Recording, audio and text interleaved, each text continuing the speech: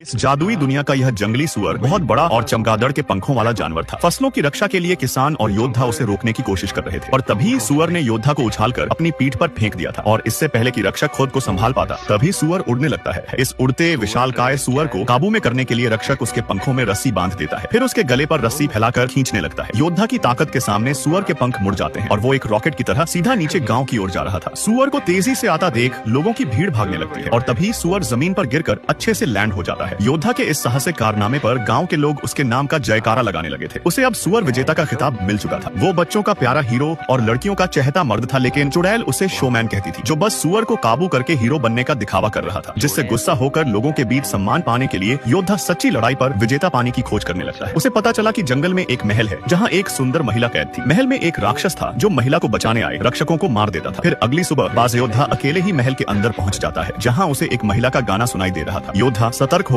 जैसे ही पर्दा हटाता है तो उसके सामने एक अद्भुत सुंदरी थी जो बता रही थी कि वो भी राक्षसों से लड़ने यहाँ पर आई थी और उसे बचाने वाले रक्षकों का मरना तो बस एक संयोग था। योद्धा तो हैरान तब हो जाता है जब महिला ने बताया कि वो महल से जाना नहीं चाहती थी, उल्टा लुका छिपी खेलने लगी थी। तभी पीछे से एक सांप आकर योद्धा पर हमला कर देता है। योद्धा को लगा राक्षस एक सांप होगा, लेकिन पलक झपकते ही महिला एक भयानक जानवर में बदल गई थी जो सुअर से भी ज्यादा खतरनाक था और वो सांप उस मॉन्स्टर की पूंछ थी। मॉन्स्टर ने योद्धा को उठाकर पटक दिया था। उसने उसकी ढाल भी छीन ली थी, पर तभी योद्धा ने मॉन्स्टर की पूंछ पकड़कर दूर फेंक दिया था और उसकी ही पूंछ से उसका गला घोंटने लगा था। लेकिन जब वो सांप का मुंह फाड़ने लगता है तभी सांप उसकी आंखों पर जहर फेंक देता है और वहां से भाग जाता है। योद्धा की आंखें जहर से अंधी हो गई थी और जब वो अंधाधुंध हवा में हथौड़ा मारता है तो गलती से खंभा टूटने पर पूरा महल तबाह हो जाता है। योद्धा ने युद्ध तो जीत लिया था, पर उसकी कीमत उसने अंधा होकर चुकाई थी, जिसके बाद से योद्धा की हालत बुरी हो जाती है। चुड़ैल ने दया दिखाकर उसे खाना दे दिया था। उसी रात कुछ अज्ञात लुटेरे गाँव में हमला कर देते हैं। उन्होंने चुड़ैल को उठा लिया था। योद्धा उनसे लड़ने की बहुत कोशिश करता है, लेकिन अंधा होने से वो हार जाता है। अगले दिन उसकी आंख लुटेरों के जहाज पर खुलती है। लुटेरों ने सबको गुलाम बनाकर रखा था। तभी एक आदमी फल के साथ साथ लुटेरों का एक चिराग चुरा लेता है। चिराग पर घिसते ही अचानक उसके अंदर से मिट्टी का जिन बाहर निकल आया था। इस विशालकाय दैत्य को देख लोग डर से छिपने लगे थे, लेकिन तभी एक लुटेरा कूदकर अंदर आता है, पर जीनी ने उसे वापस ऊपर फेंक दिया था। बाज योद्धा अंधा था लेकिन शक्तिशाली भी बहुत था। वो जिनी को पकड़ता है और मारने लगता है। वो हर चीज को हथियार बनाकर हमला कर रहा था, पर अंधा होने के कारण जिन उसको दूर फेंक देता है। जिन पागल हो चुका था, सबको मारने की धमकी दे रहा था। तभी गुलाम कुछ मंत्र बोलने लगता है, जिसके अगले पल ही मिट्टी का जिन वापस चिराग में कैद हो जाता है। यह जादुई चिराग था जो 3 इच्छाओं को पूरी कर सकता था, लेकिन तभी दूसरा लुटेरा आकर उसकी गर्दन पर तलवार रख देता है और चिराग वापस ले लेता है। कुछ दिनों बाद यह लोग एक रहस्यमयी देश पहुंच जाते हैं, जहां लुटेरे गुलाम को बाजार में बेचने लगे थे। इस बाजार में हर देश के लोग खरीदारी करने आते थे, क्योंकि यहाँ हर चीज मिल जाती थी। फिर एक अमीर आकर 500 साल पुरानी चुड़ैल पर बोली लगाता है, लेकिन चुड़ैल ने गुस्सा होकर उसके अखरोट तोड़ दिए थे।